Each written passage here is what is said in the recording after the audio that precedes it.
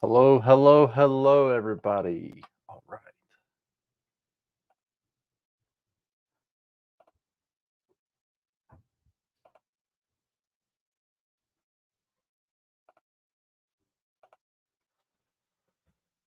All right. All right. We're good. All right. So, welcome, everybody, to this week's case study breakdown.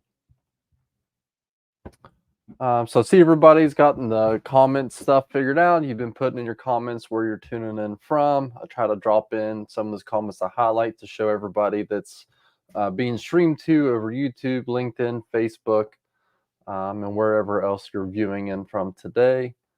So thanks everybody for joining in, and well, let's get started.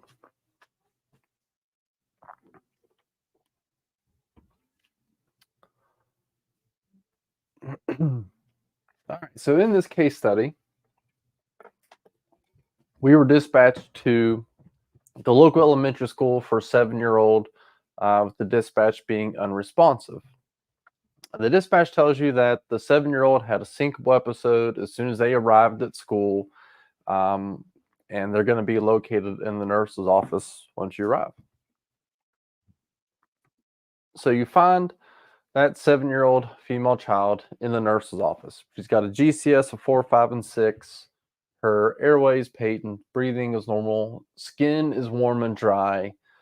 The only thing you're really noticing kind of offstandish is she's emotional and she's not really interacting with the crews or making any type of eye contact. Within that secondary assessment, her blood pressure is 90/50, heart rate of 115, 97% on room air. Blood glucose is 80 or 4.4. She has a brisk capillary refill, and she's afebrile. Okay, so we kind of break down these vital signs, and nothing stands outlandish there to us. Okay, so 7 years old, double the age of 14, add to 70 for minimum. So 84 minimum, so 90/50. Blood pressure is great. Heart rate, 115. That's within normal range of a 7-year-old. Glucose at 80, we're looking at, depending on if they're fasting and what the last oral intake is, but nothing out of the ordinary there. Now, if they'd already eaten, then being around in the 80s may be of a concern, so maybe warrant a little bit more investigation there. Capillary refill being brisk, so we're looking for that capillary refill of at least 2 seconds. So the amount of time it takes us to say capillary refill, the capillaries should refill in about that 2 seconds. And then afebrile, so lacking a temperature, so or lacking a fever, so she is normal temperature. She is emotional and just continually saying, I'm sorry, and apologizing for what's been going on. She just is withdrawing from the cruise. So as you and your partners are trying to interact with the patient, she's just very offstandish, doesn't want to interact, is just kind of keeping to her own, lacking of eye contact. The nurse provides a medical file, which doesn't provide any additional things. There's no medical history, no known allergies, but she states that the file is incomplete, that some of the required documentation is not there, but nothing you see raises any red flags. She just complains that she's hungry and saying that she's thirsty. Additionally, in that secondary assessment, you do notice a bluish purple bruise right around the orbital. And able to, like when you put the pulse socks on, grabbing the hand, checking her capillary refill, you notice that she has poor skin turgor. So skin turgor is where you pinch the skin and see how long it takes the skin to kind of go back to its normal stage, so that it just kind of stays tinted once you do the turgor test. Her lungs are clear and equal. You go to try to assess the abdomen, but she stays as she was pictured before, just kind of guarding, doesn't really want you touching her abdomen area. So you were tasked with what your differential diagnosis would be. So given those symptoms, everybody out there, what's going to be some of your differential diagnosis? Some things put into social media about different things, but everybody here live, what do you kind of think is going on here? Where's your brain starting to go with what's happening. In those assessments, what any of those assessments were concerns? Okay. So let me get the comments open here. See, people are chiming in. All right. So anything that you're seeing, and there was anything sticking out to you all that's very concerning? Any major life threats? Anything that's kind of targeting your pathway where you're going to go down and start your assessment? So see some toxicology stuff coming in there. Had some other stuff on social media about possible psych, neurodivergence, things like that. All right, so differential diagnosis, kind of what pathway you're going down, anything in those assessments, kind of throwing red flags at you, and ultimately with all that, with your investigation, your differential diagnosis, what's your plan of care going to be for kind of what you're thinking? Okay, see coming there, hungry, thirsty, what's going on at home, possible abuse, and possible malnutrition. So it's going to break us down a little bit more. So these are some things being put in, yeah, and coming into the comments, hypoglycemia, dehydration, possible malnutrition, possible suspected abuse. What's the home life like? These line into things, coming in through social media and whatnot of, starting out kind of your differential diagnosis this way.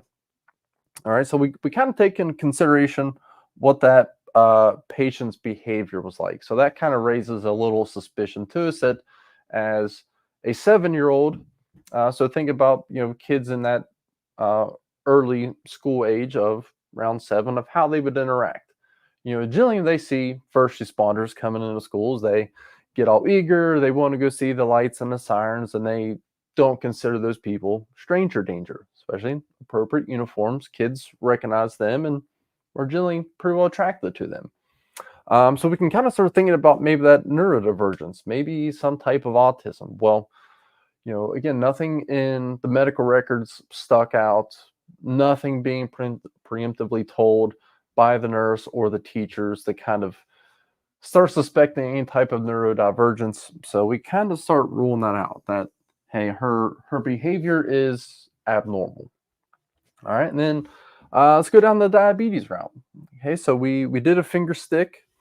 She had that syncopal episode, but then kind of woke up. Whereas if we're maybe more concerned about hypoglycemia, if they have a syncopal episode, a lot of times they're going to stay out without any type of intervention. So normal glucose levels was 80 or 4.4, what we're looking at there. So, but we could ask too, hey, did you give her any orange juice? Did you give her anything before we got here? But, in this instance, nothing has been found. Just had a syncopal episode, collapsed, and then came back up and is alert and oriented at rest.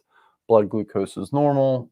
No suspicion there. Okay, but we kind of start down that route where we're talking about being hungry, being very thirsty. Those are all signs of generally like hyperglycemia. Okay. Then we think about maybe, well, is it a brain injury? Did she trip and fall? What caused that syncopal episode?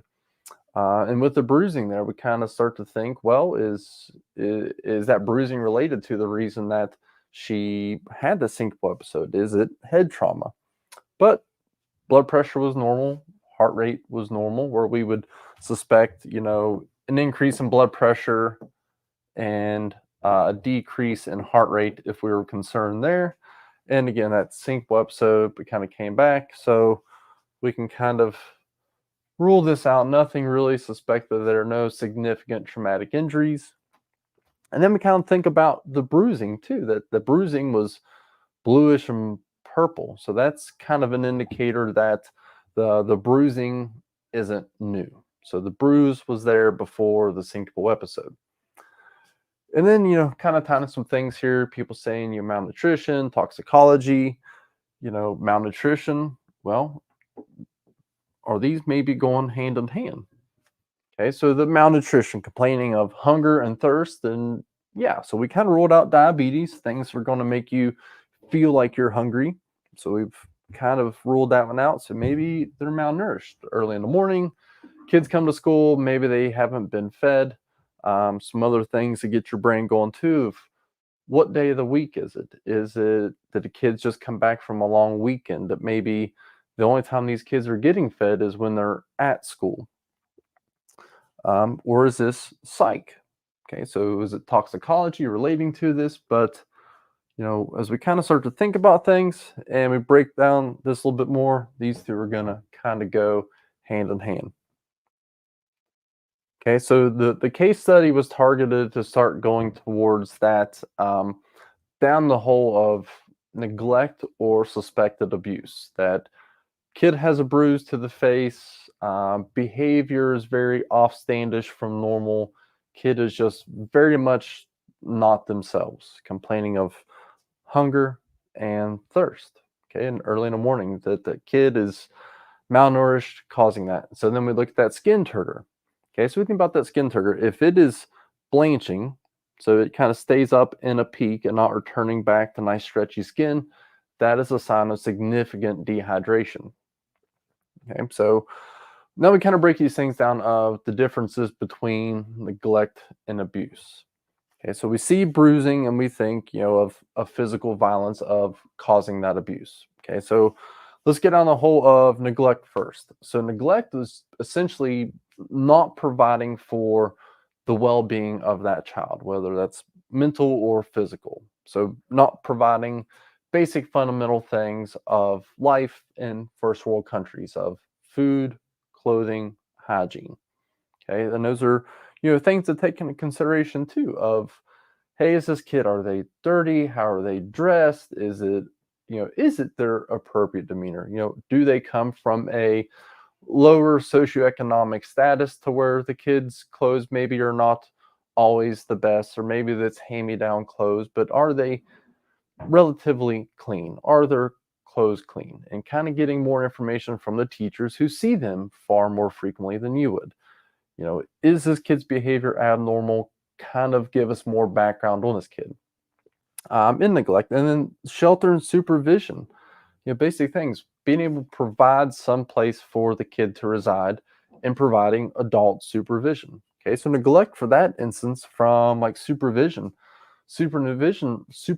neglect could even be that alcoholic parent that just passes out, that hey, the kid's in a house that has food, has clothing, has running water, but if there's nobody to take care of them and help feed them, then that is neglect. And then medical care. So kind of looking at those medical records that it was incomplete, things that the school requires they didn't have. So is this kid receiving, appropriate doctor visits? Are they you seeing normal stuff? Are they doing their did they ever get their well child visits? Did they do appropriate vaccinations and immunizations as suggested? Or is there documentation of, adequate refusals for those? Or were they just completely neglected and disregarded? And then is education. Kids should have a right to get schooling. So if kids are being truant from school, that can come back to the parents. Hey, but they're at school already, so at least we've got that one. And then the route of abuse. So health and well-being harmed or threatened. Okay, so doesn't necessarily mean there's even physical abuse. It could be mental. So some things we're going to look at or look for on the physical side is looking for burns. And abnormal things. Kids they get themselves into pickles and they have burns, but a lot of times burns are more like splash burns. A kid rushed up, knocked over something hot, knocked over, a parent's coffee or something and has those splash burns. That's kind of more, I would say common, but understandable. But burns we look for is like little round holes where it looks like cigarette burns. Some of the most common burns that children who are physically abused have is cigarette burns. Um, Round burns to where it's kids abused dipped into scalding hot water to where their feet look like they've just been burned circumferentially. So if we see circumferential burns, they've been submerged in something hot. And then looking for fractures and thinking about what development stage that kid is in. So like in this stage of the 7-year-old, they're up, they run, they walk, they fall and are going to hurt themselves. But things that are going to throw big flags into that is, kids that are not able to walk and they have broken ribs or they have, broken legs, that there's not really much of a way for them to have those substantial falls or mechanisms to break large bones or be breaking ribs when a kid can't fall over. Maybe all they can do is roll. And then looking for bruising. Excuse me. So kids they're wild, they're crazy. I have three of them, and they are constantly covered in bruises. But then we think about maybe where those bruises are. Front of plane, kids generally spend most of their motion going forward. So front of their shins, front of their heads, in their shoulders. They get bumps and bruises from hitting furniture, running into walls, doorknobs, whatever. But then we start seeing weird bruises, maybe shaped like a hand or have some type of actual physical shape, like squared, like a belt, like a palm on their backside. So we start seeing, weird circumferential bruising, like from a grab or, stuff being hit in the back. Okay. Because kids, majority of the time, bruising is on the front side because they spend most of their time going wide open in a straight line. Okay. Then we start thinking about mental. So mental is, affecting their self-worth or overall emotional development and maturity. So that might be the kids that you would see who are just have significant anxiety or depression, or just think that they're not good enough, or just emotionally unstable, to where their emotions are very, very easily disrupted, and even to the maturity side, to where maybe a child is far behind on the maturity scale. You have kids in high school, middle school. That's where some weird maturity things start to happen. But then you start advancing, and they're far less mature and responsible to maybe where they should be in respect to their peers, or maybe they're far too mature, and at a very young age, maybe they know a little bit too much about things that, um, like in the sexual realm, that maybe a kid knows far more about sexuality and different things and languages and verbiage than they should at their age. Um, because we think about when sex ed is taught in schools, that should generally be where a lot of times are being introduced those things. But you take a 5, 6, 7 year old who can talk about sexual phrases and saying things, and maybe those could raise a little bit of flags.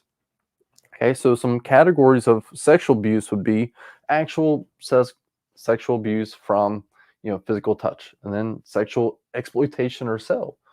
Human trafficking is a big concept that is gaining a lot of attention because it's becoming a very real problem, even in first world countries, of people having their kids and then using them as basically sex slaves or selling them off. All right, so some concerns in our case study here was that behavior and the demeanor of that kid, of being very off standish to the crews, not making eye contact, kind of at the point of lacking in trust towards adults, especially in first responders. Like I said, that they're very familiar with it, and that's why first responder agencies go to schools to gain that early rapport with kids, to let them know that that's not a person that you should express or represent as a stranger to you. You should be able to open to them.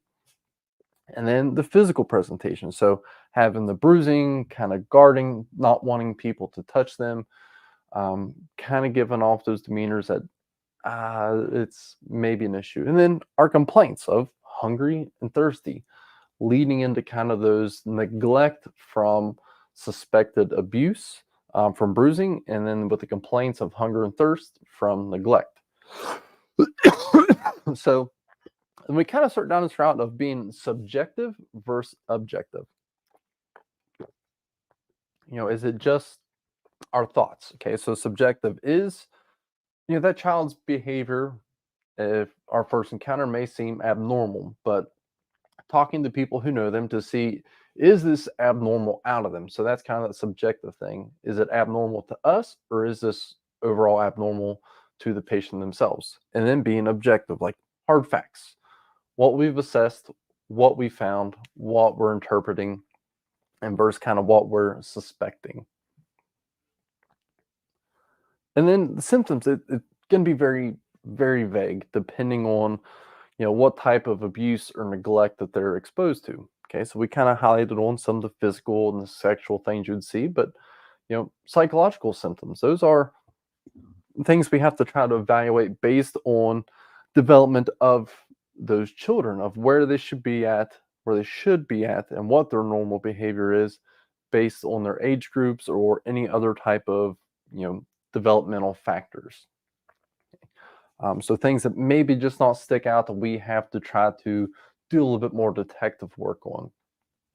And so with that, we want to be doing good detection, but cautious on inspection. Okay, so remember, we're still dealing with children, and especially if they've had suspected sexual abuse. Because and think about the age groups that they're at too, of what is weird to them, and when they start to have kind of weird sensations about their body. My youngest son is 9, and he's at the point like he doesn't want anybody to even see him with his shirt off. And my older son can just go without a shirt and doesn't care one bit. Okay, so we kind of think about where they should be. And then if we are having that young child that we're suspecting is with child abuse, thinking about things like, we got to be very careful of where we're touching them. That could just compound any type of traumatic disorders they already have. And then compounding in that is if we've touched a kid who already is having, effects from being touched inappropriately, that could compound their trust towards first responders in the future. So we really kind of want to focus on detection more so than inspection, especially in the sexual abuse realm, that we're not going to be doing, checking out genitalia or anything like that. We're going to try to detect what we can. If we want to, look at backs, look at bellies, asking permission and letting them show if need be, but just don't be forceful in your assessments. Just kind of whatever they'll allow, and advocate for them. We're always there for the patients, and these are just very sensitive topic areas where soft skills are going to be some of the most detrimental things you're going to do with these patients, of being able to communicate for them, develop early rapport, and develop trust in these kids who already are lacking trust in themselves or in adults. So let's talk about some legal concerns. All right. So let's say in this scenario that you are suspecting malnourishment and neglect and abuse of this child. So can we go ahead and transport them, or do we have to wait on parents? So what do you guys think? If the parents were to show up and they say, no, we're not going to take them to the hospital, and your gut instinct tells you this kid's being abused and being neglected, but they are the parents of that child, can the parents sign a refusal for this child? So what do you guys think?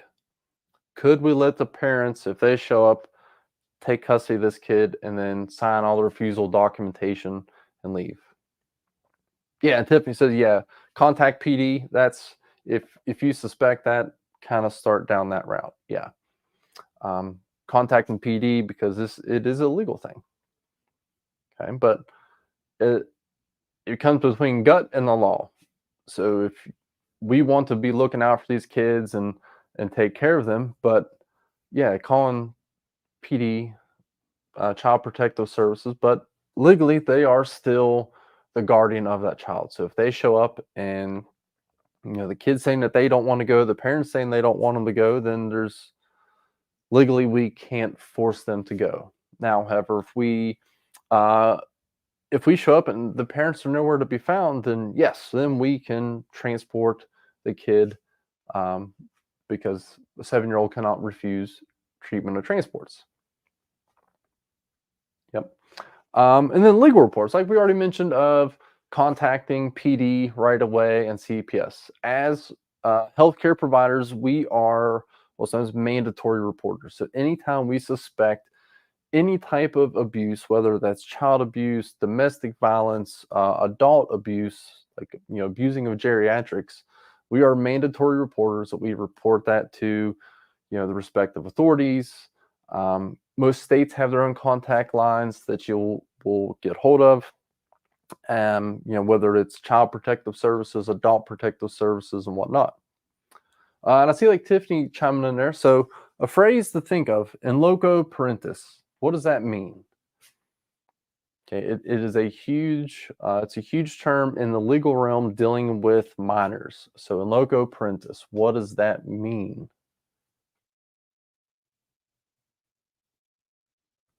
And yep, in lieu of parents. So Tiffany nailed it. And yeah, with the parents not there, the school can act as a legal guardians. So in loco parentis means that in absence of a parent, like or in lieu of a parent, who can act on behalf as a legal guardian. So in that instance, the school nurse, the teachers.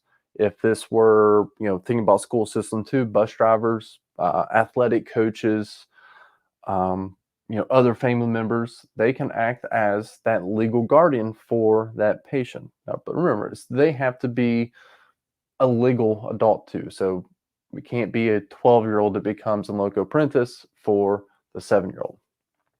All right, now we start thinking about questioning. So imagine this that you're at that scene, parents were called to, they got there, and now you're starting to really suspect this abuse and neglect. Like, how are you going to handle with your assessments without making it an interrogation and escalating this situation?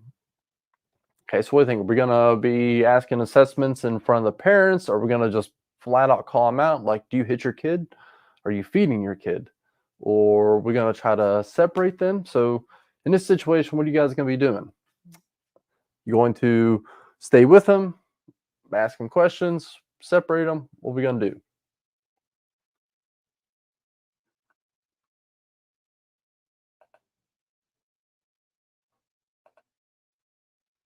Because remember, our goal is with this, so we're not trying to escalate this. We keep our suspicious hats on, but at this point, we're still in a very subjective assessment.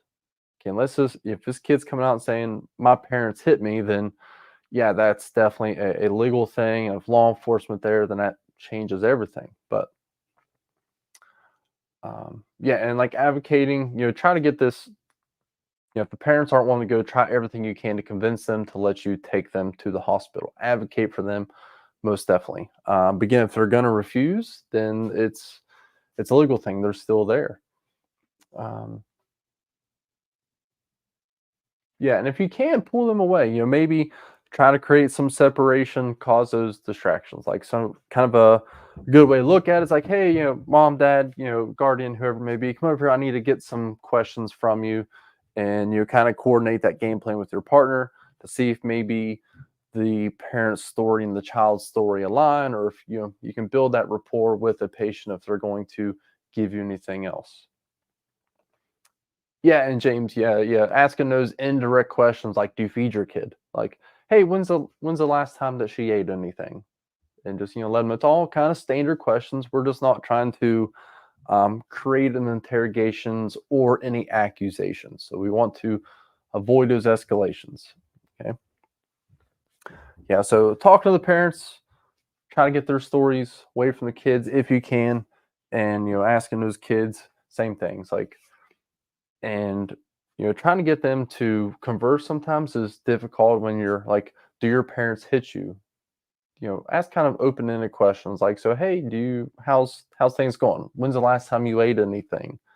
Don't ask them those yes no questions, because it's a little bit better to ask them those open-ended, let them give an expression rather than a yes no.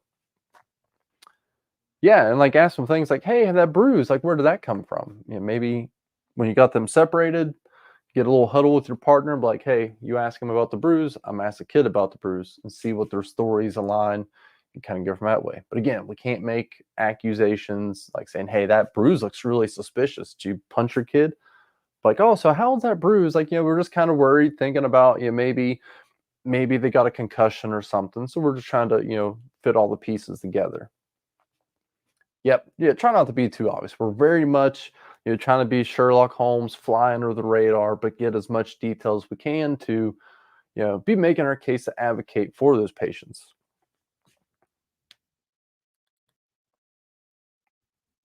All right. So some hard facts with all this. Okay. So in this, our biggest thing we're going to encounter with this is those soft skills of being able to advocate for the patient, get on their level, build rapport with them. Don't be offstandish. If the kid's on the ground, kneeling down, get on their level, talk to them. Standing over a kid who's been abused and acting, big and tough is not going to help you. So get on their level, build rapport, and just try to get them to be open to communicate and do good subjective and objective evaluations as you can. So remember, um, we're not one to go into full detective mode, so just good assessments, but not really needing to dive into what their conditions may be. So, like, meaning that we're not trying to inspect real hard. So we'll kind of investigate, but don't get too physical in those inspections. All right. So all the stuff comes from the National Children Alliance. That data out of the past couple years that nearly 2/3 of all investigations that were looked into involve sexual abuse. Okay. So we think about the big differences in these of violence, neglect, physical abuse. The overwhelming majority of that was sexual abuse. And then the majority of the offenders in all of these cases were the parents. Some other data to break down that the majority of it, it's about a 60-40 split, but of the parents, that it's majority of the time it is the mother, if it is a single parent, that is the abuser, or the culprit behind this, if you will, more so than the father. Okay, but then think about other relatives, unmarried partner, multiple relationships, and just non-relatives. Okay, so there's legal phrases of like in loco parentis is for us of who can act in lieu of the parent, and then the same thing kind of applies too if they are the custodian of that child. That plays a huge implication more so than complete strangers if it's somebody who's supposed to be caring for this child. And then another thing to think about is a child hurting another child. There's some research out in cases of children who are being abused by their spouse, and it's being going unnoticed by their parents. And whether that's physical, mental, or sexual abuse coming from another child within the house, or another child throughout their exposures or their peers. Uh, But in this, overwhelming majority still of persons causing this is 80% of people that are those are accused for the victims, adults over the age of 18. And then your next group is in 14% of cases involve people that are causing harm to these children is 13 to 17 years old, and then even still 7% children under 13 causing harm, physical abuse, mental abuse, whatever different types of abuse and neglect to these children.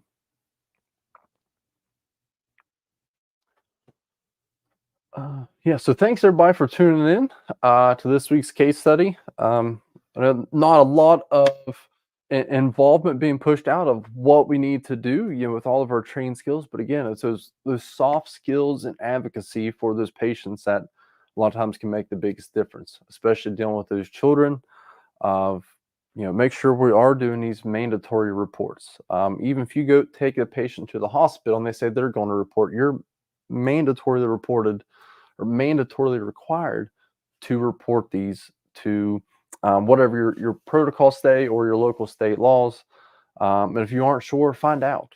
Okay, and advocate for these. Make sure at your agencies that you know somebody who is kind of that person that's go to for cases involving pediatrics or adults. Because remember, any time we suspect violence, neglect, abuse, we're mandatory reporters, no matter what that age group is. Okay, so we just need to make a report to the appropriate organization. Yeah, and James commented, yeah, it's something that definitely applies to geriatrics. If you actually look into research and stuff, I mean, anxiety, depression, and other psychological disorders are being involved more in geriatrics. Personally, I've been involved with a few geriatric abuse cases, and it's very sad. Of you know, so we got to advocate for all of them. So there's infamous stories and stuff you could see like in movies and Dateline and whatnot about these elderly patients that their families taking care of them and collecting their Social Security benefits before them, and then just taking all their money and completely neglecting them, putting them in closets, lockers, not feeding them, or not even necessarily of the abuse, but people who just can't take care of themselves. That they maybe have a failure to thrive, or they just can't make ends meet with what they have to be able to take care of themselves. So something I suggest, like in a geriatric realm, is I go in, I do a little detective work. So like if they just kind of seem malnourished, open a fridge, look in their cabinets, like do they have food? Do they have all these things that they should have to keep a means to live?